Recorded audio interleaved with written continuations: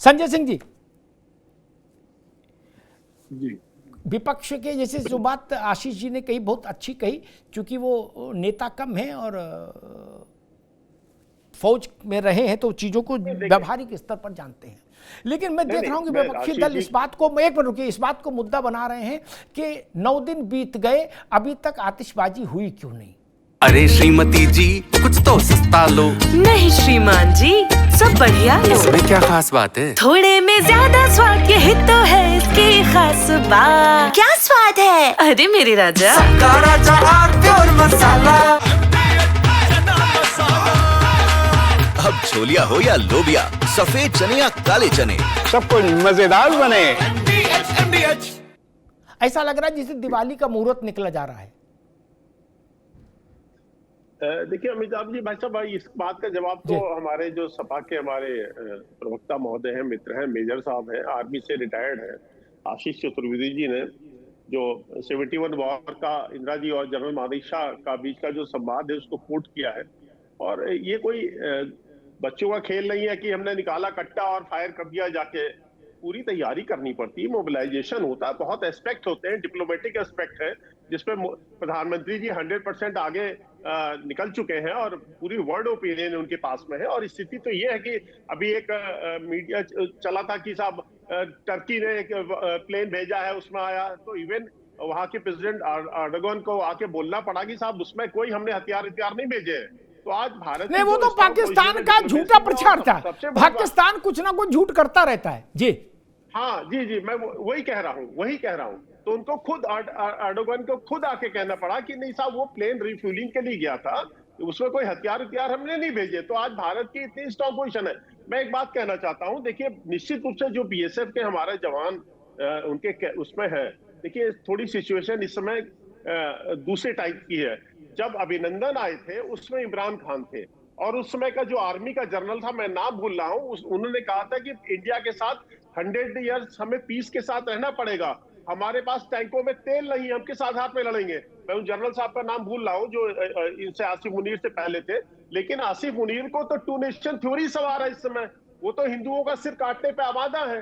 तो अभी उसमें टाइम लगेगा और निश्चित रूप से भारत की सेना को जो छूट दी हुई है मोदी जी ने और माननीय राजनाथ जी ने, और आपको हम सबको याद होगा कि किस तरह से कांग्रेस के समय में जो हमारे जवान वहां, मैं उस शब्द को नहीं इस्तेमाल करना चाहता हूं, बहुत मतलब खुद को मतलब शर्म आती है, अपने तौहीन महसूस होती है राष्ट्र की, कि सिर काट के ले जाते थे वहां के रेंजर्स और बैट, और क्या वो उनके बैट जो चमगादड़ मतलब BAT बैट है, मैं लेकिन उनको पाकिस्तानी चमगादड़ ही बोलूंगा, सिर काट के ले जाते थे। जब छूट दी कि मारो इनको, ठोको, एक के बजाय 100 मार के गिराओ, तो शांत हो गए।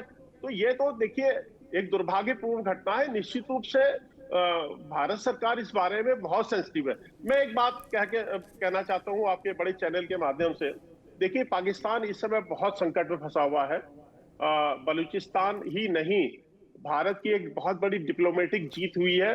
अभी तालिबान की गवर्नमेंट से मिलने हमारे फॉरेन जो स्पेशल सेक्रेटरी वो गए थे, और वहां जो KPK है, जो जहां पश्तून सबसे डूरन लाइन के पास जो सबसे ज्यादा पठान रहते हैं, उस पर निशाना है।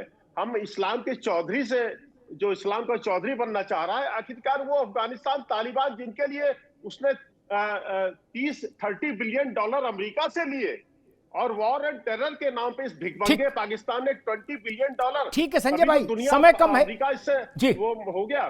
ठीक, समय कम है संजय भाई। ठीक है संजय भाई, समय कम है। पाकिस्तान की स्थिति ये कि टैंक में तेल डलवाने के लिए भी चाइना से पैसा चाहिए। चाइना पैसा दे तो टैंक में तेल डलवाएं। लड़ेंगे क्या और कैसे वो तो छोड़ दीजिए।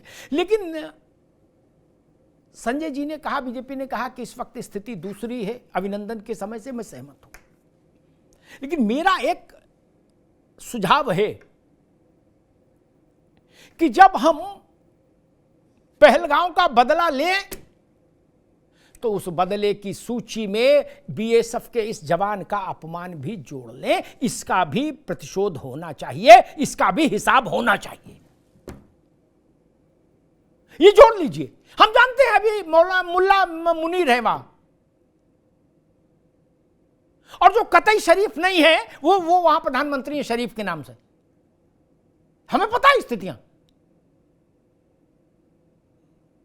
लेकिन शक्ति का प्रदर्शन हो तो उसमें ये अपमान भी जोड़ा जाए, ताकि आगे से फिर कभी पाकिस्तान की जरूरत नहीं हो कि भारत के किसी सैनिक को या अर्धसैनिक बल के किसी सदस्य को अपने यहां पकड़ कर रखने की कोशिश करें। मैं राजनीतिक लोगों से भी कहूंगा, इस पचड़े में आप मत पड़िए भाई, आप दूर रहिए। आप हर घंटे पर एक ट्वीट ठोक रहे हो एक्स पर। 9 दिन हो गए, अभी तक जवाब क्यों नहीं हुआ? 140 करोड़ लोग साथ हैं, और जब हमने कह दिया हम साथ हैं तो फिर अभी तक गोले क्यों नहीं चले? अरे भाई साहब, आप थोड़ी नहीं जाओगे लड़ने वहां, आप जाओगे लड़ने? नहीं ना, आप तो ये लिख के निकल गए। भारत की प्रतिष्ठा युद्ध में उतरेगी, पाकिस्तान को जवाब देने के लिए जब सेना जाएगी तो उसके हाथ में भारत की प्रतिष्ठा भी होगी। ये चौराहे का खेल नहीं है।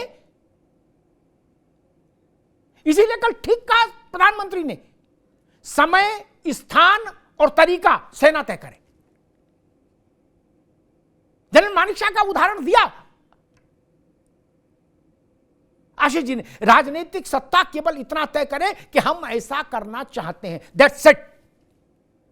बाकी प्रोग्राम सब कुछ उसका एग्जीक्यूशन सेना पर छोड़िए। नेताओं को क्या पता लड़ाई कैसे होती है? नहीं पता ना। आप लाठी की लड़ाई नहीं जीत जानते, गोला बंदूक तो छोड़ दीजिए सेना की। और मैं उम्मीद करता हूं कि इस बार जो प्रतिकार होगा, जो प्रतिशोध होगा, उसमें हमारे देश के राजनीतिक दल और नेता, बड़ी गंभीर बात कह रहा हूं, एयर स्ट्राइक और सर्जिकल स्ट्राइक जैसे अवसरों पर जो उन्होंने व्यवहार किया वो नहीं करेंगे कि सबूत लाओ, फोटो दिखाओ, वीडियो लाओ, ऑडियो लाओ। ईश्वर के लिए ऐसी हिमाकत दोबारा मत करिएगा भारत के, उससे भारत का मन दुखता है। और जिनकी ऐसी हसरत हो, आशीष जी, मैं उन्हें अभी बता रहा हूं समय से पहले, वहां जाने का प्रबंध करिए और मौका वारदात से फोटो खींचिए उतर के नीचे, क्या दिक्कत है? नहीं,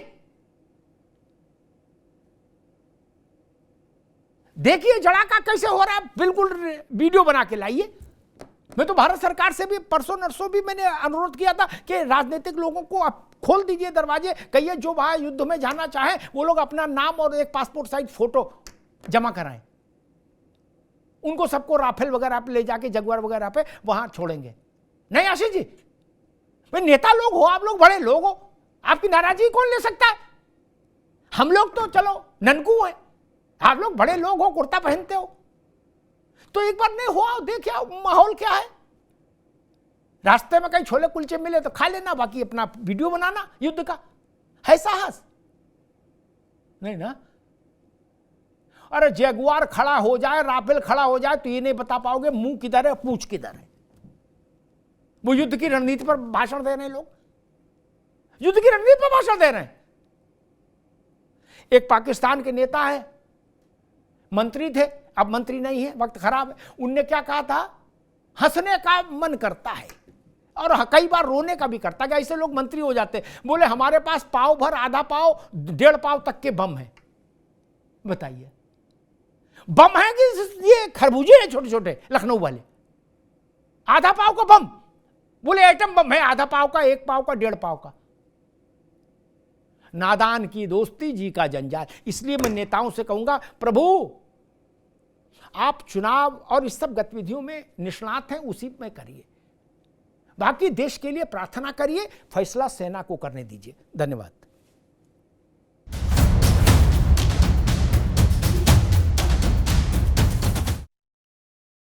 अब उत्तर चाहिए ब्रॉट टू यू बाय आरप्योर का हल्दी मसाला, मिर्च धनिया करे कमाल, सबका राजा आरप्योर मसाला।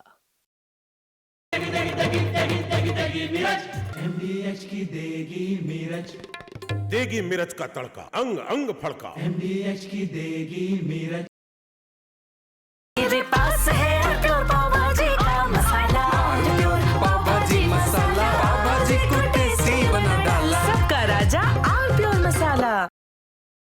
बढ़िया है। प्राकृतिक हल्दी, मिर्ची, धनिया। नहीं, मिर्ची, धनिया, हल्दी, MDH।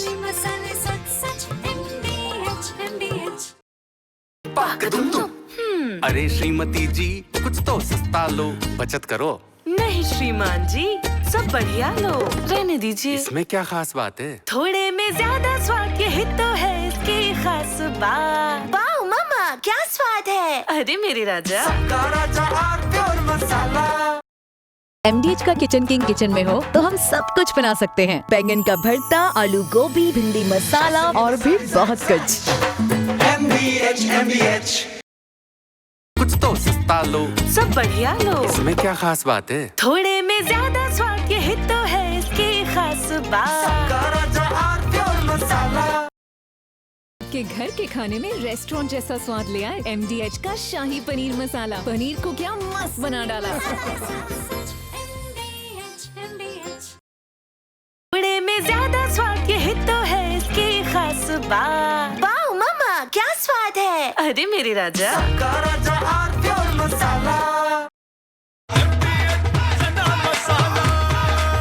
अब छोलिया हो या लोबिया, सफेद चने या काले चने, सब कुछ मजेदार बने।